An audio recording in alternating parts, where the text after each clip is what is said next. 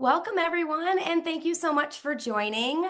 We are talking today about high growth habits and how to fuel practice growth in 2026. I'm Marla Ranieri. I'm the head of clinical innovation and clinical strategy at Prompt, and I'll be your moderator for today.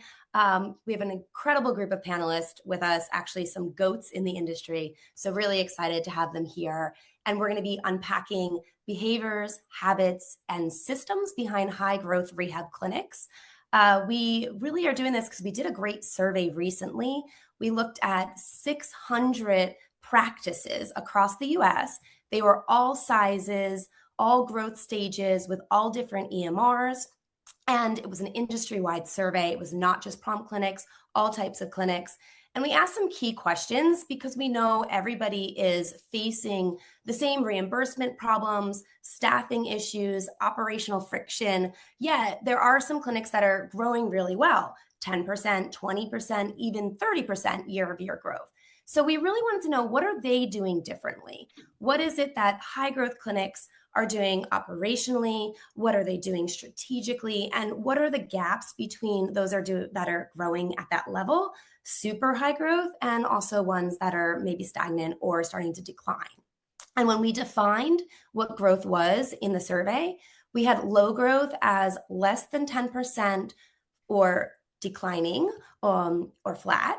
We had high growth as greater than 10%, and then we had super high growth as greater than 20%. And what we saw was that 83% of clinics are growing year over year. So that's great to see that most clinics are growing, but only 50% are scaling above that 10% and are high growth clinics. So with that, we said everyone's got the same pressures. So what are they doing different? What data are they using? What systems, what strategy? And that's where we're really excited to have our panelists to talk a little bit about what they see and where they can help and give you guys some insights and practical strategies that you can apply immediately to your practices. Before we start, though, just want to do a little housekeeping. We do have the chat open. Feel free to chat with each other, say hi, who you are, as well as there's a button on the bottom, and that's our Q&A button. I would definitely hope you guys use that one for any questions, not the chat, because then when we answer questions at the end, we can go from there. And if we don't get to your question, we will absolutely email you later and make sure to get back to you. So just use that Q&A question for any questions that come up throughout the session. There will be a couple polls along the way, and please answer those as well. We want your engagement. We want this to be as much about you guys as it is about hearing from us, and make sure that we're listening to you as well.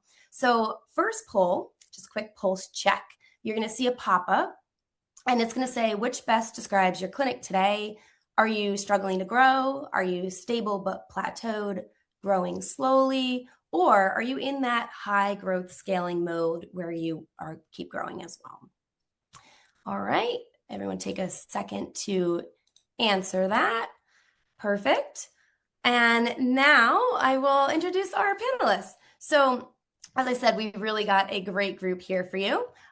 First, we have Jeremy Van Devener, who is the strategic advisor, consultant, and operator for greater than 25 years. He is a founder and managing partner of Equus Growth Advisors, and he brings his deep experience from his executive roles as a former chief revenue officer of IV Rehab, and he's been scaling national outpatient therapy networks and building growth-oriented operations for greater than 25 years. Jeremy, it's such a pleasure to have you. Hi. Hello. Good to see you again. And we also have Ken Gazzardo, who is the co-owner of and CEO of Three-Dimensional Physical Therapy. It's a high-growth, multi-location practice, so he is actually in that high-growth group that we saw in our survey. He's also a co-founder of IPTA, which is a New Jersey supergroup. It's a group that has over 16 companies operating under a shared infrastructure, and he brings a rare blend of clinical excellence, entrepreneur leadership, and having built a multi-location practice grounded in patient experience and sustainable growth. Such a pleasure to have you today, Ken. And then we also have Josh Grover. He's a co-founder of Optimized Transition Partners, which is a business coaching company that helps clean up billing and brings it in-house. as well as the Director of Client Success and Coaching at Prompt Health. And he's a former COO of Spine and Sport in New Hampshire. And he's got deep experience in revenue cycle, financial discipline, and unlocking operational performance and outpatient practices. He really brings a special bridge between clinical excellence, business health, and cash flow strategies. Thanks so much for coming, Josh. Thanks for having me. Great. And just to start and frame this out, I'd love to hear from all of you in a few words. What is one high growth area that clinics that are high growth execute well and that plateaued clinics tend to overlook? So we'll start with you, Ken. What do you feel is one area that high growth clinics execute well? First, can you hear me now? I can now. All right, we did it. Yeah. All right. So basically, so with that super group and with that IPTA that Marla was speaking of, I've had the opportunity to talk to a whole bunch of different practices. The biggest thing that I've seen is the owner understanding their role as an owner in growth. So you need a why, a mission, you need consistent and clear communication. You need to develop that culture and environment that people actually want to come in for therapy and people actually want to come in and work. You need to remove barriers, obstacles for your team. Then you need to be a clinician. Like I think some owners maybe kind of lose sight of their role in growth. Perfect. People, culture, mission. I love that. And Josh, what about you? What is one area that high growth clinics do really well and less maybe overlook? Yeah, I would mirror Ken there. I think it trickles down even to your clinic directors, right? Switching from the PT mindset to an actual clinic director and what they need to be overlooking, how they need to start thinking about your operations, the volume, and those types of things. I think another thing that high growth does really well is they have playbooks to turn the important things into valuable things. And what I mean by that is there are a lot of important things that need to be done, but they can be automated. And some of those people that are doing those important, tedious things that can now be automated, they're actually going out and being proactive and doing things that are now valuable as opposed to just important. I think a lot of high growth is able to do that. I don't want to say run lean, but maybe run more efficient by doing those things. Great. Thank you. And Jeremy, what about you? What do you feel is an area or a pillar that high growth clinics do really well in? Hard to go last because the first two ideas were the things I would have said as well. So mirroring what Ken and Josh said, absolutely. I mean, culture is the centerpiece here. It's all about a culture of accountability, teamwork, and at the end of the day, it's putting the patient in the middle of that. I think sometimes we get really lost in there's metrics, there's financial, there's all the work that needs to be done, but at the end of the day, you're only as good as the engagements with your worst patient, honestly. Every patient that comes through your door is an ambassador. Every patient you see is an opportunity. And what I've often found is that we get lost in the mire of looking at financials and complicated stuff, and all that stuff really matters. But at the end of the day, every patient that comes through your hands is gold. And if you lose one, that might cost you 20. And I think we lose that track of that quite a bit. One other thing I would say beyond the culture is just there's an intentionality and there's a dedication across all teams. You can't be successful in scaling a business if you're a team of one. I've experienced this in consulting, experienced this as a clinic director and being an executive in an organization. It's truly intentionality and it's starting conversations with why. Why does it matter to grow? Well, in my view, it's all about the opportunity to expand your brand, expand your presence, build those connection points with patients. And if you have that level of intentionality across your entire team, from the part-time staff that's helping you out to all of your therapists, that to me is the recipe for success. And it also builds a bench and a capability to not have it be all about one person. You just can't thrive and grow successfully when you're carrying the weight of the world on your shoulders.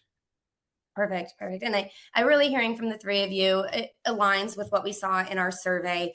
We saw there was 3 pillars of high growth clinics that we're going to go dive into a little bit deeper today. And one of the pillar, as Jeremy mentioned, was about the patient experience and automating that entire experience and never losing a patient. So going through exactly how to make sure that you're focused on that end-to-end patient experience and automating the entire process.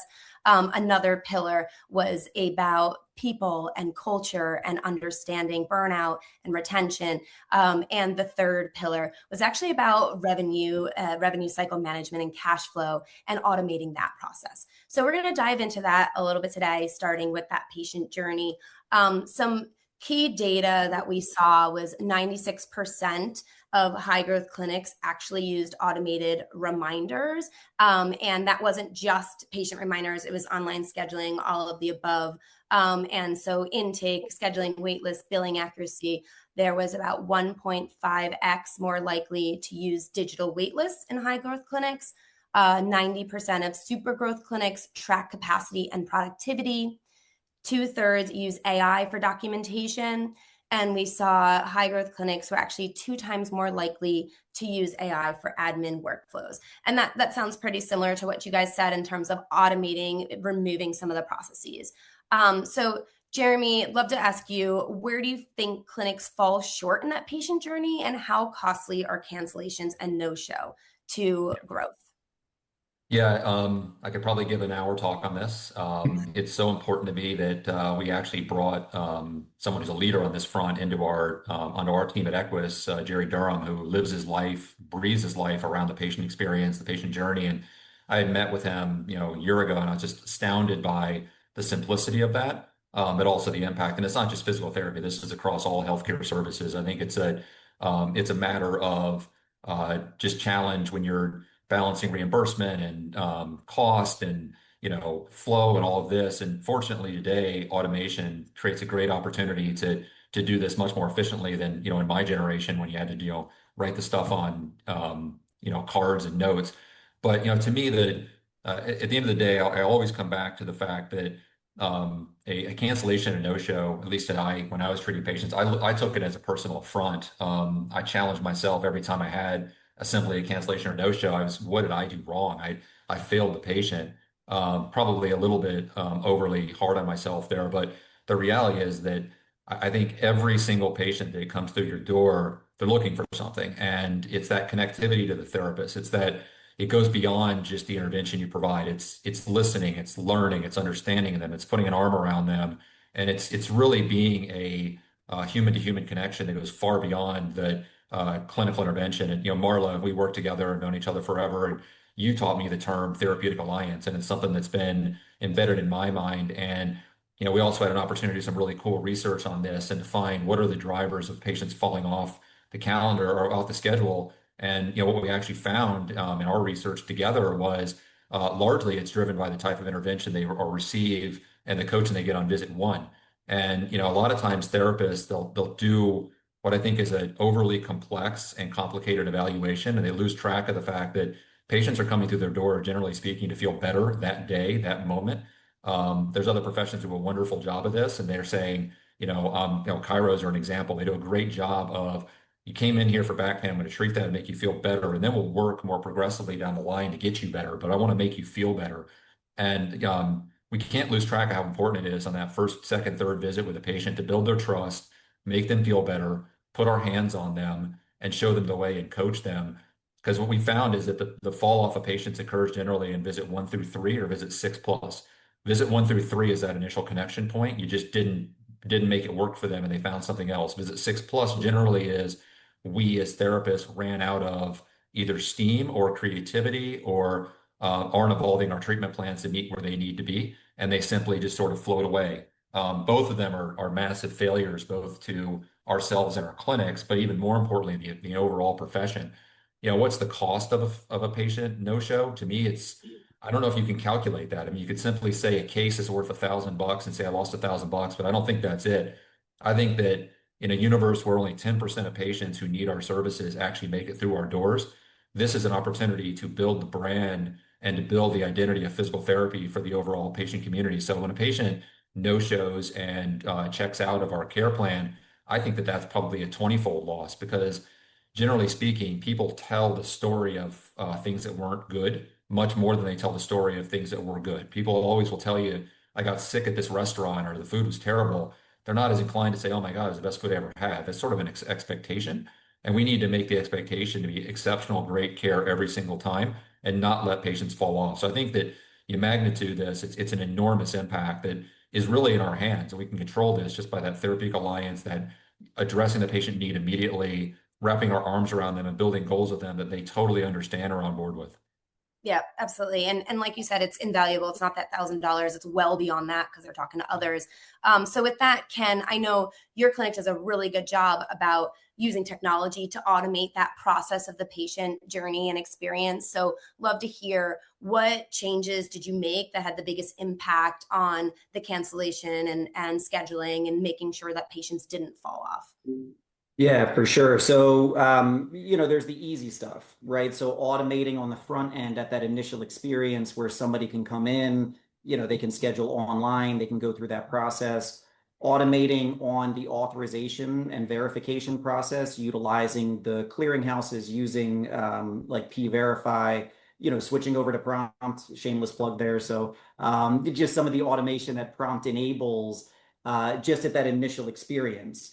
The biggest thing, Marla, to kind of echo what Jeremy was saying, if a patient's bought into what you're doing, they're going to be more inclined to stay, to want to complete that plan of care, to want to come in. So the other things that we've tried to take advantage of is automating the clinician experience.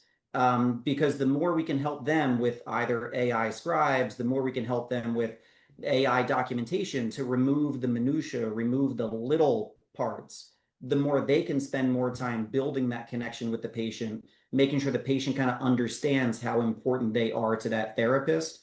Because now the therapist isn't bogged down by, stuff, right? They're not bogged down just with having to make sure that, the node is completed the right way for United Healthcare. So making sure that automation isn't just thought of as tech, making sure that maybe it's systems and processes, maybe it's handbooks, maybe it's whatever you can do to empower the autonomy of the clinical and front end staff so they can solve problems themselves. So there isn't a barrier. So there isn't just a negative experience that might trickle down to the patient.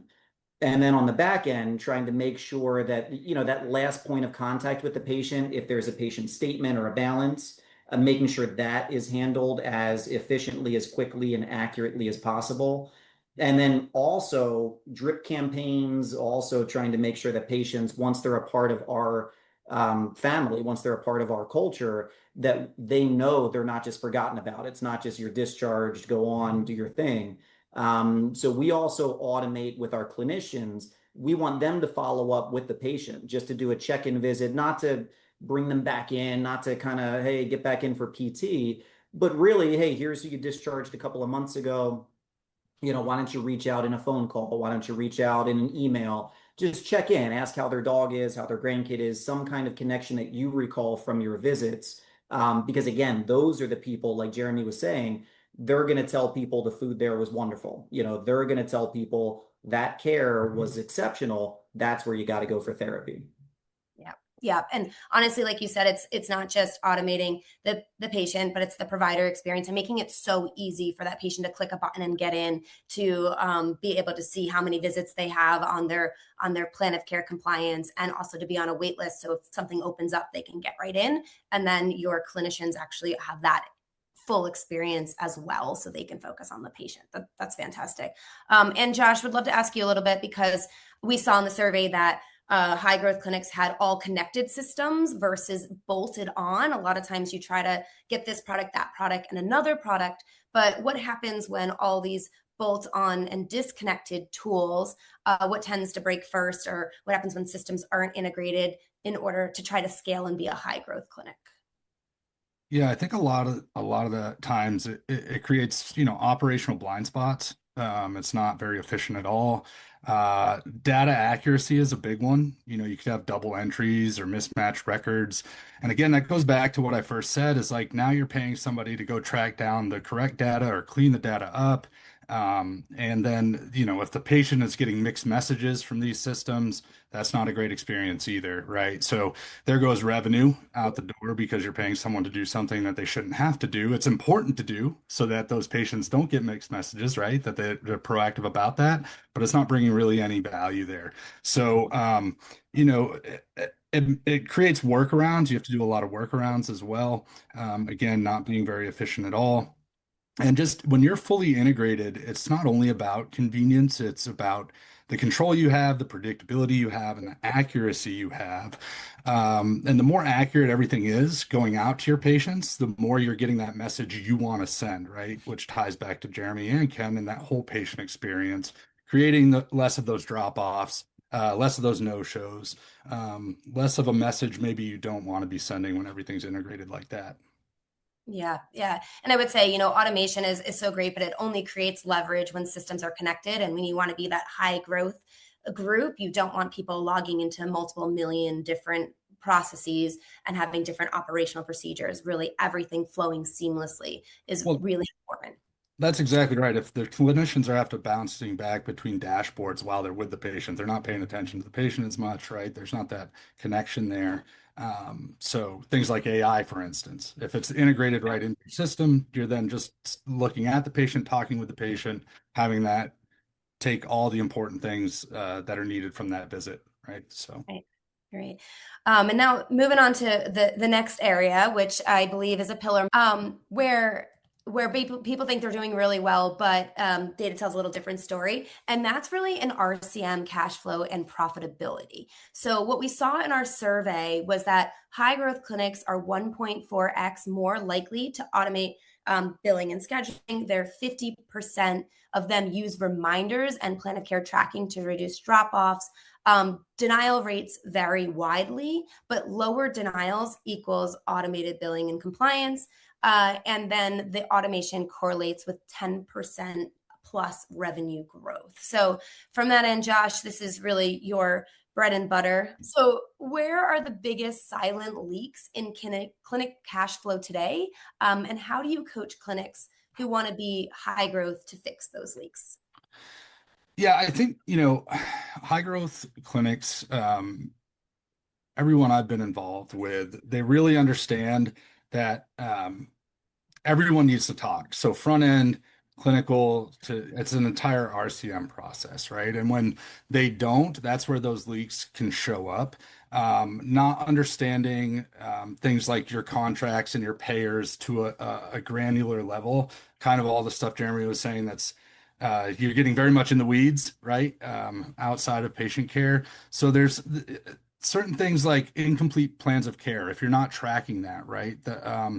People are dropping off at that third visit, that sixth visit. If you're not tracking why they're dropping off, what you need to follow up with, you're losing revenue out the door to those follow and subsequent visits that you could have been having with them to not only get them better, but get that cash flow in the door.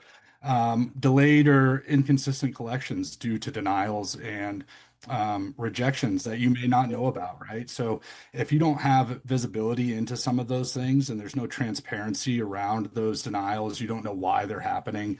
You may think that you should be getting paid for something, but it's already been written off, or you're never going to get it. So some of those things that you really just need to be on top of and understand, those are the small revenue leaks that happen, but all of them add up. High growth clinics they're always obsessing over conversion, completion, and collection daily and weekly, not monthly. So it's not something that you're looking back on and going, how did we do this past month? It's, what do we have coming up? How did we do today? And where are we at? So you want to stop reacting to things and start being proactive to those things and looking out where you need to in order to stop and plug those leaks from happening. Great, great. And Ken, you mentioned this a little bit earlier when we asked about what high growth clinics are doing. But what have you done in your clinics that have really changed on the billing and RCM side that helped you see a big uptick in revenue and cash flow?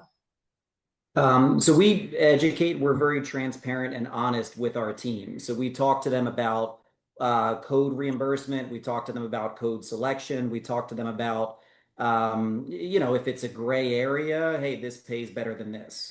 Again, we're very open and honest with our team.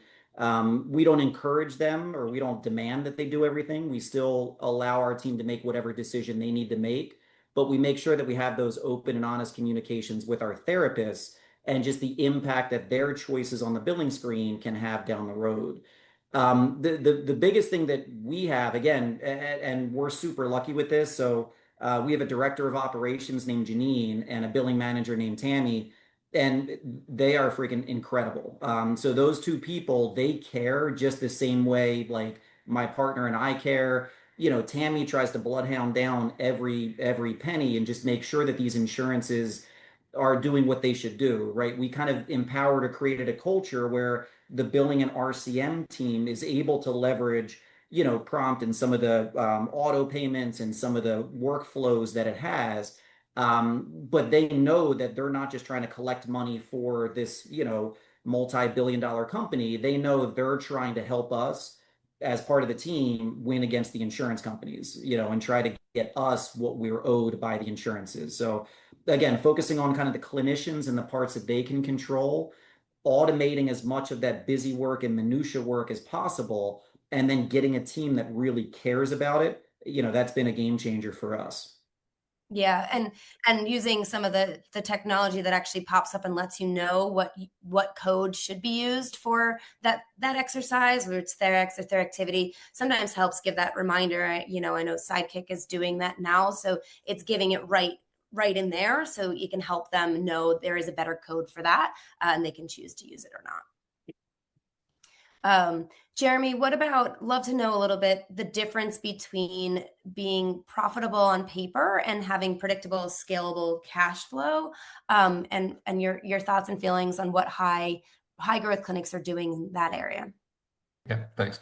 I think I thought about this question a lot as you're going through the answers, and it's really important because I think we get lost sometimes in pursuit of profitability. And, you know, of all people who know me on this are like, are you seriously saying that? You're, you know, very focused on successful business growth. So, and it's not at all my suggesting how critically important profitability is to any business to be successful, obviously, but profitability is a byproduct of great operations, great care, great everything in your business, and profitability will flow. So, you know, it's when you lean first into profitability, and that's your number one target, I think it creates a huge opportunity for compromise on a number of facets. It can compromise you from a ethical and just value-based standpoint, of course. That's one part. It can compromise you from a compliance and regulatory standpoint, but also can really compromise your culture. So, yeah, I really think it's critically important for everybody who's in a business, whether you're in a scaled business or your own practice, or you want to someday be in practice, to think that profitability is the byproduct of greatness and execution. Now, when you think about, to your question around what's the difference on paper profitability versus predictable cash flow, it's kind of the difference between like on paper wealth and what's actually in your bank account. It's great. You've got an asset that's worth, you know, a bunch of money, but you can't sell it. And what's it worth? It's worth the paper it's written on until you can actually sell it. Similar thing here in a practice. It's really all about cash flow. So what I would encourage anybody in private practice or any beyond even private practice just to think about is you get leverage from cash on your balance sheet, and you know cash on the balance sheet it's a reserve that prepares you for rainy day. And what would I recommend? I think any business that is going to be successful, sustainable, scalable really needs to strive to hold 6 months of operating cash flow on their balance sheet in a cash reserve. That can seem like a lot. I'm not talking about 6 months of revenue. I'm talking 6 months of cost. It's like what you would be guided to just in personal finance to have a rainy day fund, that you need to have that cash there. We've went all, you know, many of us went through COVID. I mean, could you have a better representation of how quickly things can go astray than, you know, what we went through with COVID 5 years ago? But it could be anything. It could be delayed payments from a payer. It could be, you know, you want to shift from in-network to out-of-network and you need cash reserves. All of these things factor into that. And now, you know, how do you get to that being sustainable and scalable? That is all, in my view, and one of the most critical opportunities in our industry, and something I've really focused on for over a decade, is predictive analytics. We should be able to, from the moment that you start a week, and I'll just use a week as an example. You know, you're owning a practice, you're running a division, whatever that may be, and you start the week with X number of patients on the schedule, and you've got Y number of new patients, and you've got Z number of slots open. you should be able to relatively tightly predict where you're going to land on a volume standpoint on Monday to Friday. And I've seen this done in practice where, I built models where I could land within less than 1% of where I started Monday and where I thought I would be based upon understanding the flow of my patients, how many new patients are going to get scheduled, how's this all going to cycle through. And I've really been stunned by the number of therapists who honestly have no idea how many visits they saw last week, how many visits that their budget is. I mean, I did a tremendous number of acquisitions of practices over the years, and in leading that in my prior role, I bought probably 70 companies in total. And it's astounding to me when I would sit down and do due diligence with practice owners, and they really did not know how many visits they saw last week, how many visits they saw last year, last month, how many patients are on their schedule next week, how many new patients they need to achieve their goals. This is all about just heads up dedication to understanding. And there's tons of tools now out there that provide these predictive insights, and I would encourage everybody to lean into those. But first and foremost, you just got to lift your head up and say, what are my prevailing metrics? Well, it's patient visits are what drives them through the door. New patients are the underpinning of that. Know those numbers and understand that you can project that out and operate your business in a forward-looking, projected manner using the tools that are there. And that's how you get to long-term sustainable success in your business. Yeah, that's great. And I think a lot of people can kind of take away with that and understand and look at that today, even leaving their own practices, leaving this webinar for their own practices. And Josh, if you can go in a little bit more to tell me what is that real-time data then and KPIs and metrics that you coach people to look at, you coach people to really make small changes in so that they can have a better, cleaner billing, and how important is that data for making decisions for owners? Yeah, I was going to say, I want to piggyback off what Jeremy was saying there because he's absolutely right. When you need to be able to project, and with clients, I always say you should be able to project what you're going to get month to month with cash flow coming in, whatever your collections are going to be.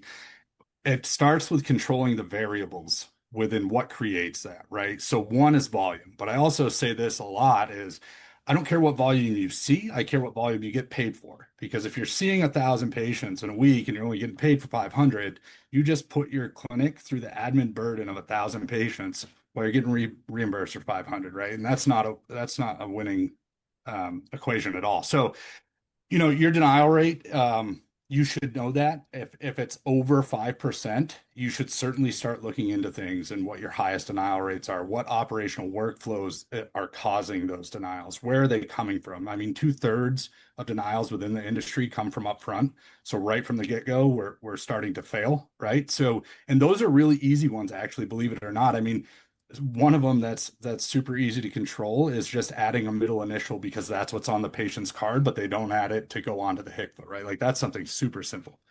So just looking at those types of metrics, seeing where it is and what's like that low hanging fruit you can just really correct to get that metrics within where it needs to be. Another one are plan of care lengths, right? Industry standards pretty much 12 visits.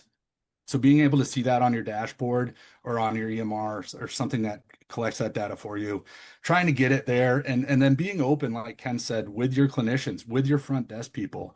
Hey, we're not getting what we need to be getting, and here's why. And then that goes back to execution, like Jeremy was saying, right? Once you put the whys out there and how you're going to correct it, then you execute. And those are once you start controlling all those variables, once you start controlling all those revenue leaks, I tell clients all the time, if you see X volume, you're going to land in this window of like 1 to 10,000 range of revenue coming in, and that's going to be monthly. And it's not going to change unless there's a significant change in a variable. Say a bunch of clinicians go out on vacation the same for that month, right? And your volume drops. Or you add a clinician and your volume raises. Okay, so now you're at a different set point, but you should still be falling within this window every month, month after month, because all your variables are controlled for. So the more you can do that, the more you can project out, and the more stable and less volatile, your revenue is going to be and your cash flow, right? Because what is good as, for a profit if you're borrowing to pay payroll because you don't have the cash flow every month, right? So people will say that like, oh, yeah, we got denials, but we'll get that on the back end. Okay, well, that doesn't help let you pay payroll this month, right? Like that cash flow was needed this month. So they're both vitally important for different reasons. But yeah, Jeremy, I mean, hit the nail on the head there. And then, the revenue on the back end of that are all those other variables that you have to control. Great, great. So profitability is a snapshot, but cash flow is survival and scale. And it sounds like from what all you guys said too, is it's also the people you all mentioned about really, we heard Ken name his people. It's about the people. You can't grow without the right people behind there as well. So that leads us right into our next pillar, which is people, culture, retention, and burnout. And we all know this is a huge issue is burnout in general. But it's not just a burnout issue. It's actually more of an operational one because it's the systems in place. So what we saw in our data for high growth clinics, they were 2 times more likely to automate admin work beyond documentation. Two-thirds of those groups gave raises and raised their provider salaries this year. 50% said burnout was a major concern, and admin friction directly correlates with burnout. So those are our big takeaways from our survey. So want to jump into that and ask Jeremy specifically, where is burnout actually originating from today? And what do you think is going on? Is it documentation, volume, lack of control? But how are we going to be able to keep and grow our clinicians? Yeah, such an incredibly important question and something that is definitely threaded through our industry over the last 5 years in a troubling way. But I think it's in our control as leaders in this industry to have a huge impact here. And I'm going to go a little bit more risky, or maybe off the sheet a little bit here with respect to where burnout starts. And I find burnout to be a lack of alignment of expectations and reality. And to me, that starts in academia. That starts in PT school. And I know, we as an industry, we as providers, we as leaders have to be deeply threaded into the training grounds for PT students coming out. When you come out of PT school and you think that the world will look like this and reality is like this, there's a big gap. And then you factor in other burdens that exist around debt, around, salary to debt ratios, and you can see where that burnout comes in. Now, a part of this to me is I find some challenge in this where, we have to be explicit, and I think physical therapy programs are really doing a disservice to their students by not having more foundational business education and even just cultural education as a part of their curriculum. We can't just rely upon solely clinical skills and then come out of school and say, you'll just learn it on the fly. It's how I learned. It was, hey, you'll learn that when you have a job. And no, I didn't. I had to apply myself to learn all those things when I had a job. And fortunately, I had jobs that allowed me to do that. But I think we need to be in a spot with academia to help push the reality of our industry, which is, there is tremendous opportunity to grow and be professionally successful in physical therapy. How you do that is in large part how you, as a new therapist, how you apply yourself in your early career.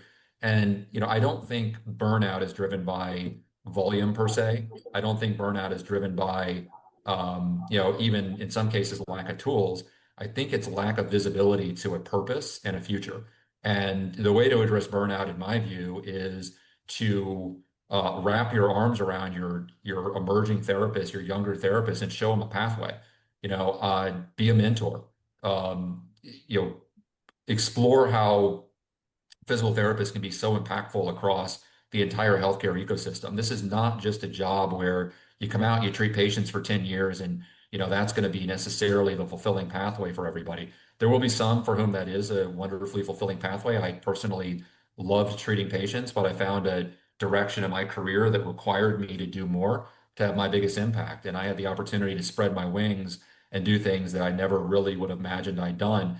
Now, another side of that is I was willing to take tremendous risk and be very uncomfortable to get to that place. I did things very early in my career that were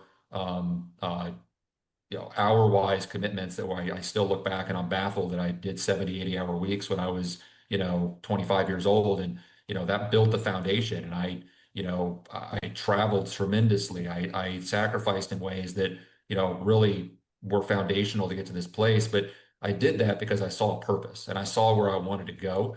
and I wanted to be meaningful and I wanted to be relevant in this career. And that was a decision I made. So, for me with burnout, we have to have the tools in place that make the job easier. Nobody likes documenting. It's not fun. There are millions of opportunities now to do that with a high level of efficiency. No one likes prior auth. No one likes to deal with insurance companies. It's always been that way. That's a painful part of what we do, but we have to find purpose. And I think we also have to, as an industry, draw back on remembering how truly important what we do actually is. Musculoskeletal care in this country is profoundly expensive and debilitating to the healthcare system. Like 50% of costs are in MSK care. We as PTs are the tip of the spear to address that. And that's truly like wonderful work. That is generation lifting work that we can do. So if you're focused on like a true bigger purpose of what it is that physical therapists can do and accomplish, I think that starts the ball rolling. But we need to be in organizations and in situations around our peers where somebody is helping you, somebody's putting their arm around you, somebody's guiding you and showing you the bigger direction. And what I've found consistently is it's not one pathway. There, for some, it's clinical education. They want to be a great clinician, and we should celebrate that.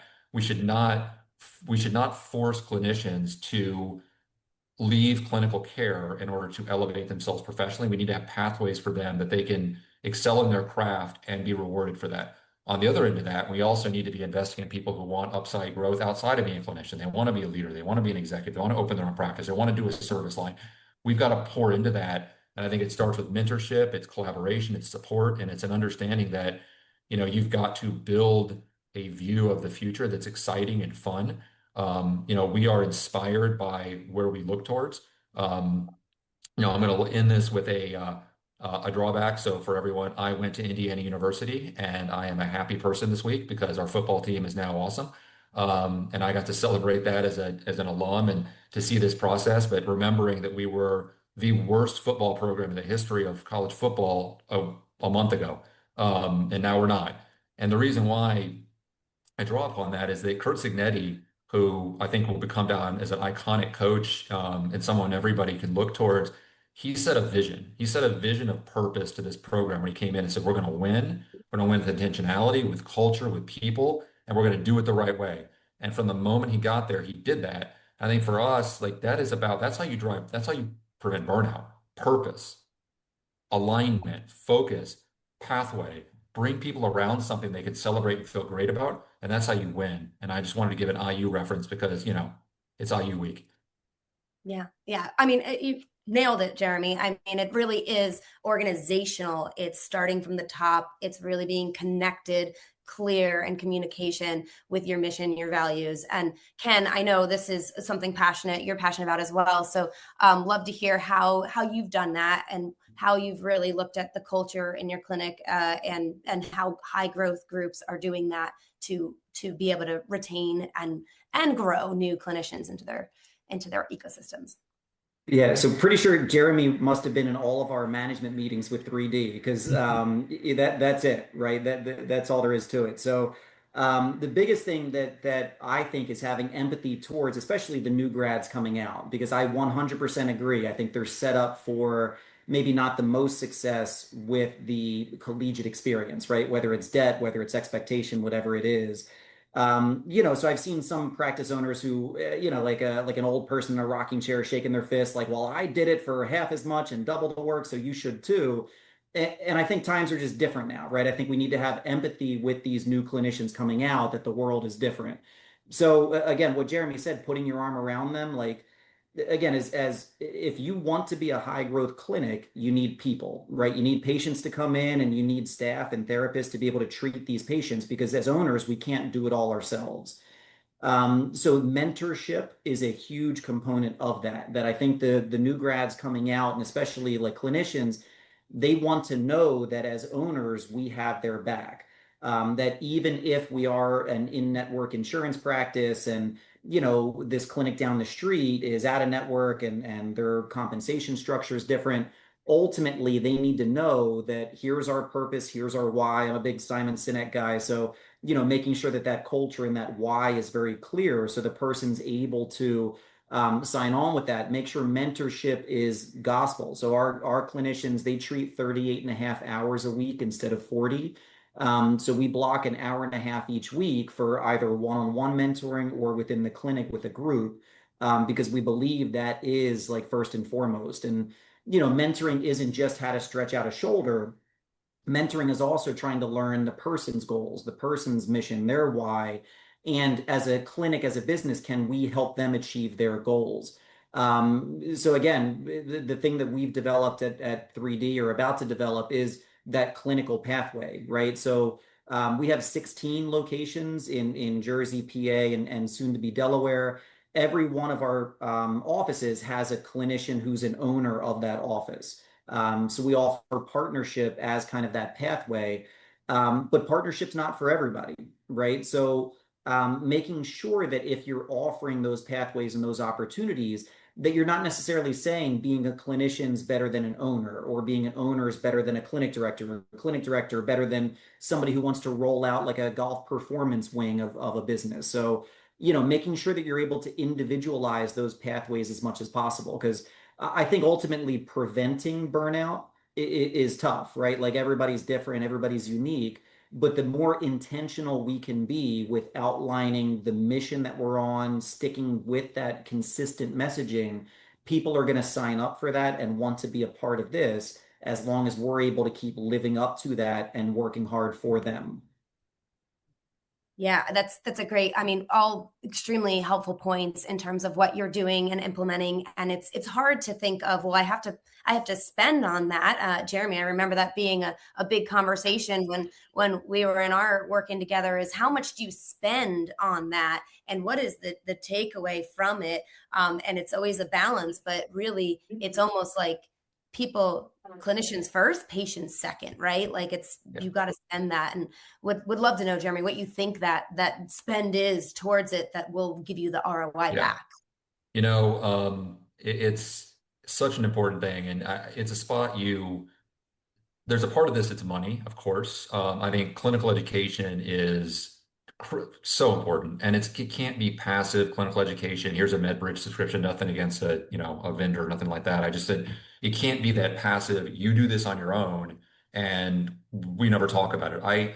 I come from a generation where you got sent to a course, you went hands-on, you came back from that course, and you had to show your peers what you did in that course. It's in service, and that's how we did it. And like you couldn't be sleeping through the course because you had to show your peers like how you're doing joint mobs. And like it was this really powerful part of like, we're investing in you, you come back and invest with us. So I think, using clinical education is that real tie that binds is very important. And getting to a structure where, you're investing in-person education and active training, but also giving the therapist the power to choose what they want to choose. And I really hate getting too rigid where it's like we have a $1,500 allowance and that's it.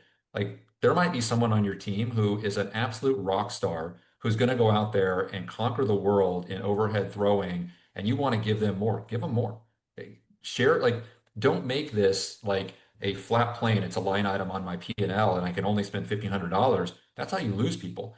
If you have somebody on your team who is an absolute rock star and you see that, invest in their growth. Just have a development plan with them side by side. So I don't want to say there shouldn't be a fixed line item cost. It should only be 0.1% of your revenue.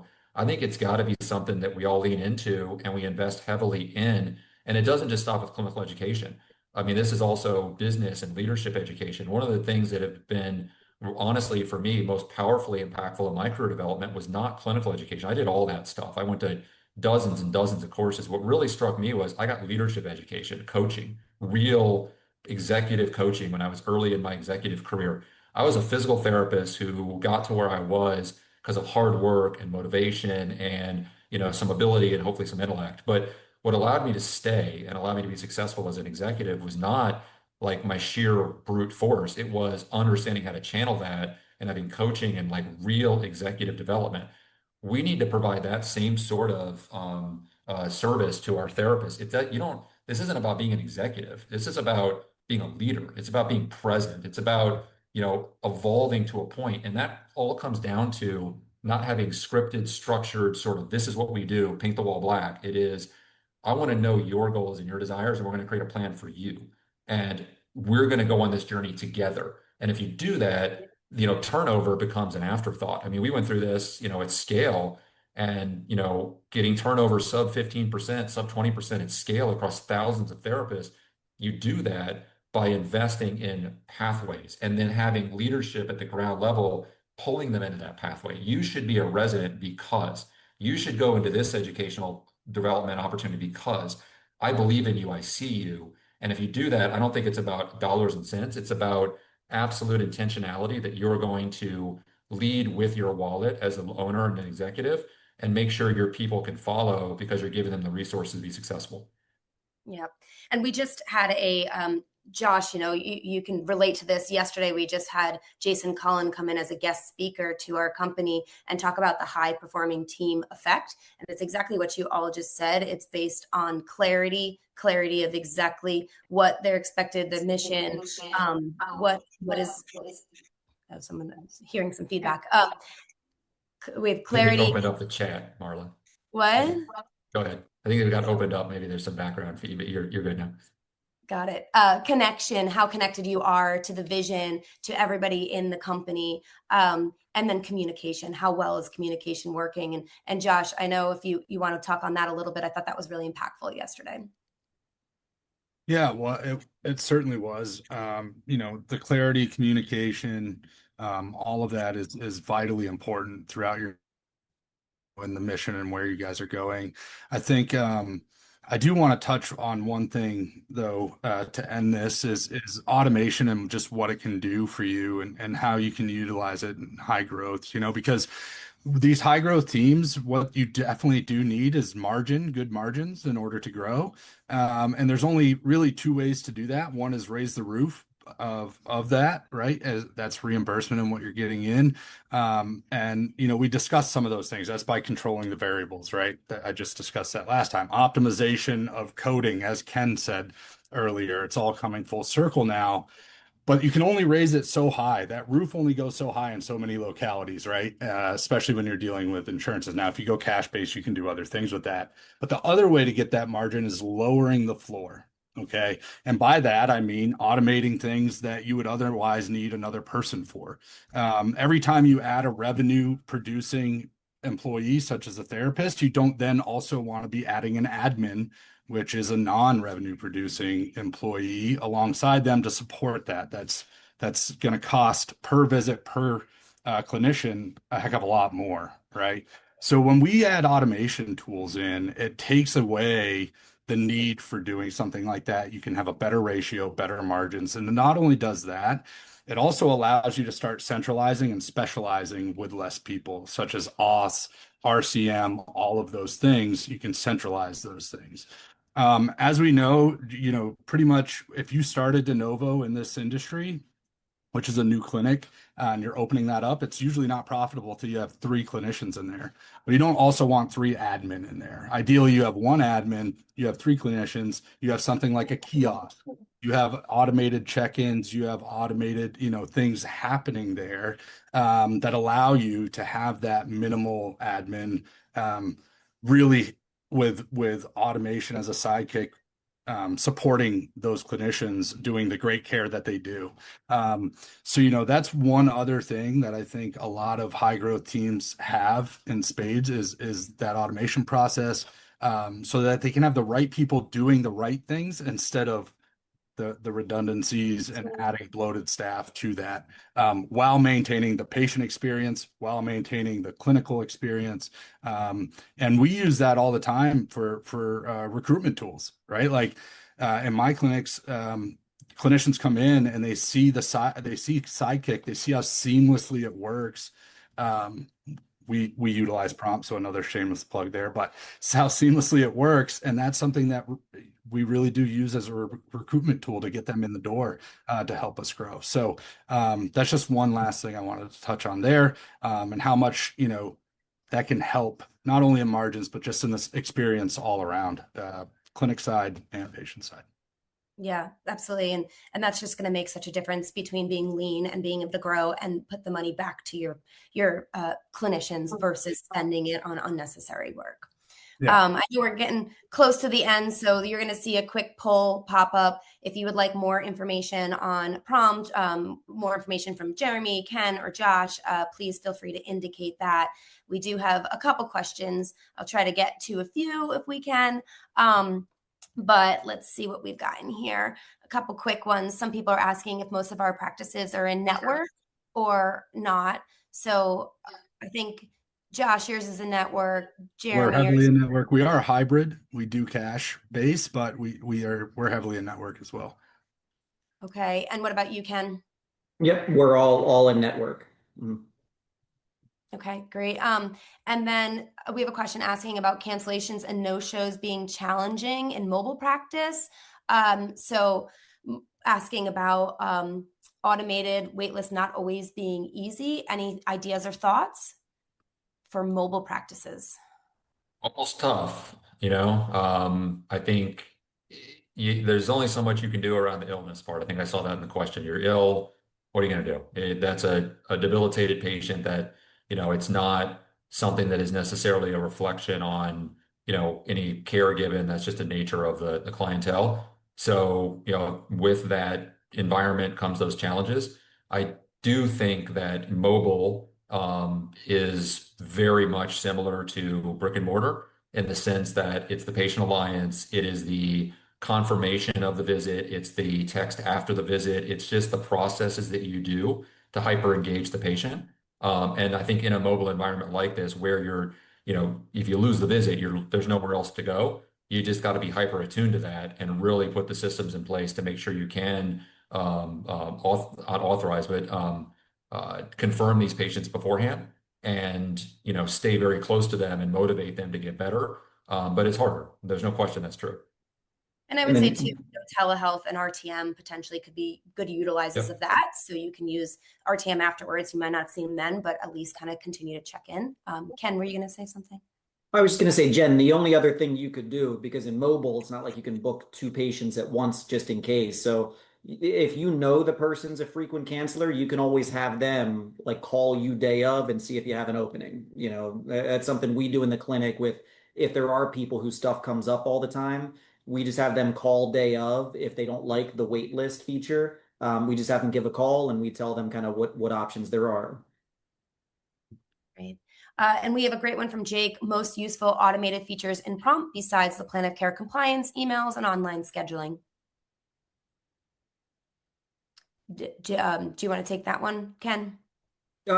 Sure, yeah. So with prompt, the biggest thing that we've seen value in, honestly, is the AI automation from intake, just to make the clinician experience better. So, the patient kind of fills out the intake survey, and then automatically the subjective and assessment can pop over into the eval.